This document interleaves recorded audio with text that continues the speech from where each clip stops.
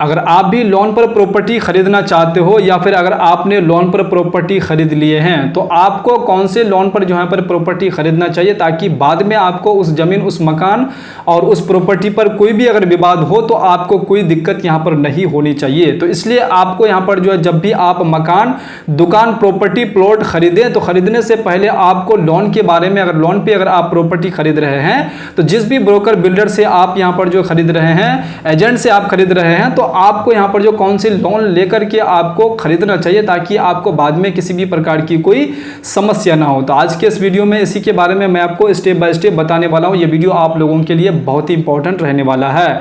तो लोन पर प्लॉट खरीद रहे हो तो 90% लोग ये सबसे बड़ी गलती कर देते हैं और बाद में पछताते हैं। उसके बाद पछताने के अलावा कुछ भी यहाँ पर नहीं रहता है। आजकल हर जगह प्लॉटिंग हो रही है, गाँव हो या शहर। ब्रोकर बोलते हैं कि 50,000 दो और प्लॉट ले जाओ, लेकिन सच क्या है आपको जानना बेहद जरूरी है।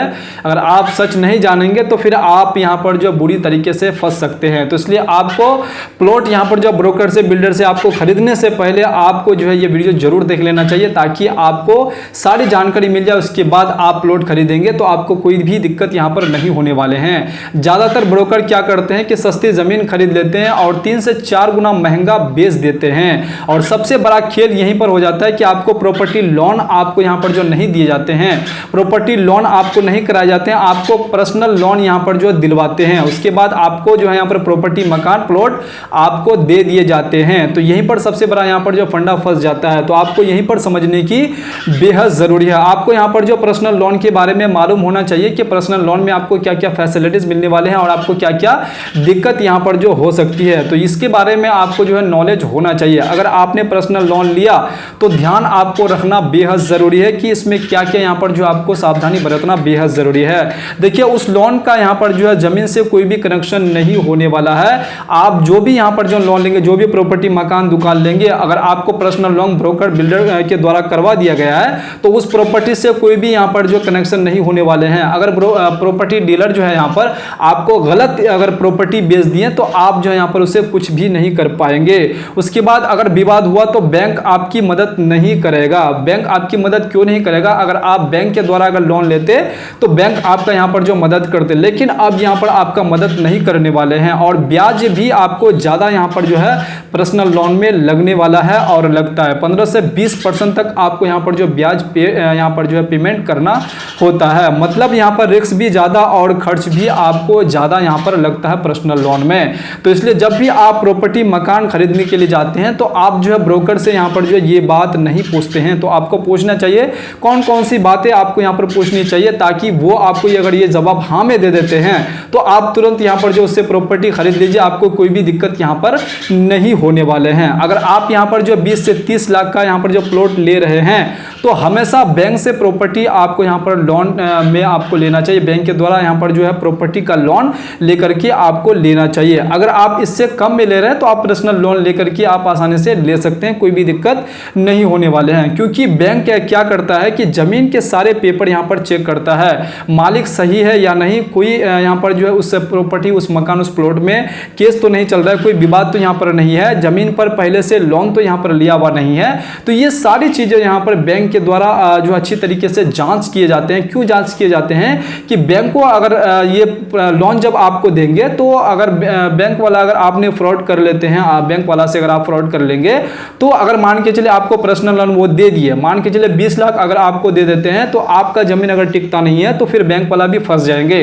तो इसलिए बैंक वाले क्या करते हैं, अच्छी तरीके से उस प्रॉपर्टी का जांच करते हैं, उसके बाद आपको जो यहाँ पर उस प्रॉपर्टी पर यहाँ पर जो लोन देते हैं ताकि अगर प्रॉपर्टी सही रहेंगे तो बैंक वाला उस, अगर आप भर नहीं पाते हैं जो आपका यहाँ पर जो EMI आपका बना हुआ है और जो जितना आप लोन लिए हैं बैंक के द्वारा, तो अगर आप नहीं भर पाते हैं तो बैंक क्या करे, उस प्रॉपर्टी और उस मकान, उस दुकान को जो है, उस प्लॉट को आसानी से वो नीलाम कर दे और वो जितना पैसा आपको दिए उसका वो भरपाई कर पाए। इसलिए वो अच्छी तरीके से जांच करते हैं, उसके बाद ही आपको यहाँ पर जो प्रॉपर्टी लोन आपको यहाँ पर दिए जाते हैं। और अधिकतर जो है यहाँ पर ब्रोकर, बिल्डर जो है आपको बैंक के द्वारा लोन नहीं करवा देते, आपको पर्सनल लोन करवा देते हैं। तो ये यहाँ पर जो आपको समझने की जरूरत है और ये प्रक्रिया जो है यहाँ पर 2 से 3 महीना यहाँ पर जांच के बाद ही आपको लोन दिए जाते हैं।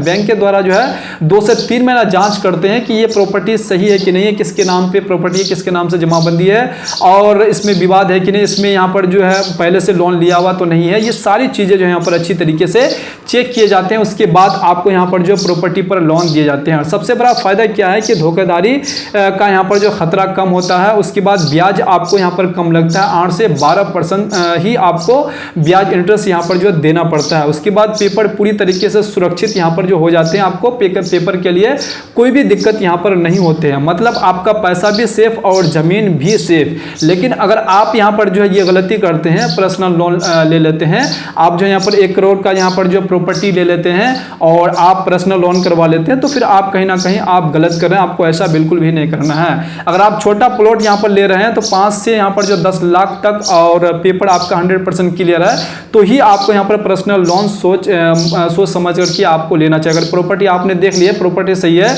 और प्रॉपर्टी का जो है यहाँ पर पेपर वगैरह सही है, तो तभी आपको यहाँ पर लेना चाहिए। अगर कम लेते हैं, अगर आप ज़्यादा ले रहे हैं तो आपको बैंक के द्वारा ही आपको लोन करवाना चाहिए। अगर आप ऐसा नहीं करते तो फिर आप फंस सकते हैं।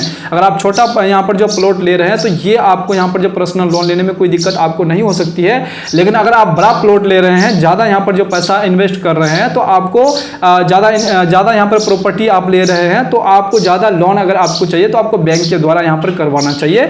अगर आप बैंक के द्वारा अगर आप नहीं करवाते हैं तो आपको बहुत बड़ा यहाँ पर जो नुकसान हो सकता है। प्लॉट लेने से पहले ये 5 चीज़ जो आपको जरूर चेक कर लेनी है। जब भी आप यहाँ पर प्रॉपर्टी खरीदते हैं और प्लॉट आप लेते हैं तो ये 5 चीज़ें आपको चेक कर लेना बेहद ज़रूरी है। ज़मीन किसके नाम पर है ये आप चेक कर लीजिए, अगर आप पर्सनल लोन ले रहे हैं तो। उसके बाद रसीद और खाता सही है या नहीं, ये भी आपको चेक कर लेना है।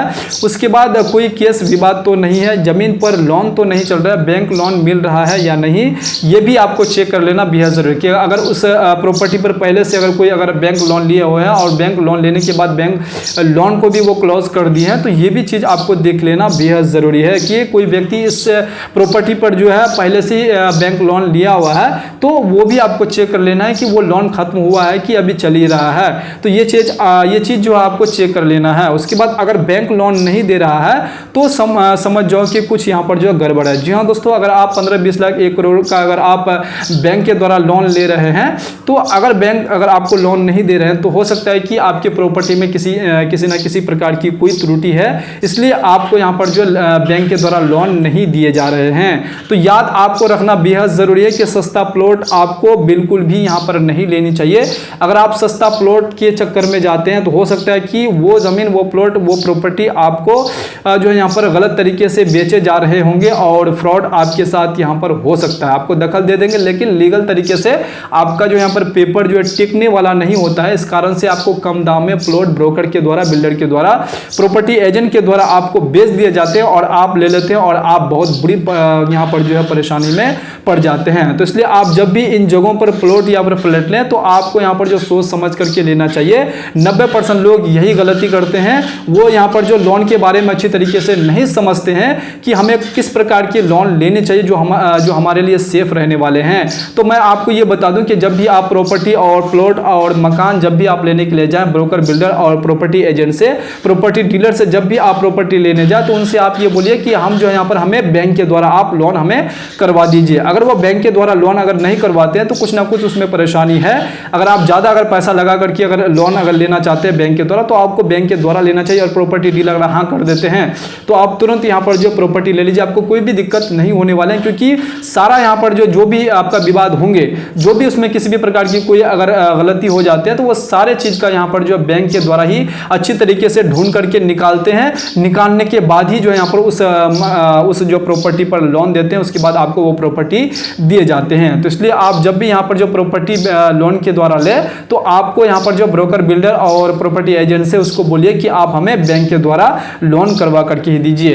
तो ये थोड़ा आपको यहाँ पर जो लंबा समय लग सकता है, लेकिन ये काम आपका हमेशा के लिए फ्रेश हो जाएंगे, आपको कोई भी दिक्कत नहीं होने वाला। आगे चल के अगर उस जमीन पे किसी भी प्रकार की कोई अगर विवाद हो जाते हैं तो जो यहाँ पर बैंक के द्वारा संभाल लिए जाएंगे। क्योंकि बैंक आपको तभी लोन देंगे जब तक उस जमीन का सही डेटा और क्लियर डेटा उसको अगर नहीं मिल जाते हैं, तब तक आपको उस जमीन पे बैंक लोन नहीं दी जाती। अगर आपको उस प्रॉपर्टी, उस मकान, उस दुकान से अगर आपको लोन मिल गए हैं तो ये सोच लिए कि आपका जमीन जो बिल्कुल क्लियर है, आपको कोई भी यहाँ पर चिंता करने की बिल्कुल भी जरूरत नहीं है। तो उम्मीद करता हूँ कि आपको ये सारी बातें समझ में आ गए होंगे। अगर आपके मन में, आपके जहन में किसी भी प्रकार की कोई सवाल अगर क्रिएट हो रहे हैं तो आप बेझिझक कमेंट बॉक्स में कमेंट करके आप बता सकते हैं, ताकि मैं आपके कमेंट का जवाब जवाब वीडियो के माध्यम से दे पाऊँ। चलिए फिर से मिलता हूँ इसी प्रकार से दूसरी वीडियो में दूसरे कंटेंट के साथ। तब तक के लिए आप अपना ख्याल रखिएगा। वीडियो देखने के लिए आपका बहुत बहुत धन्यवाद।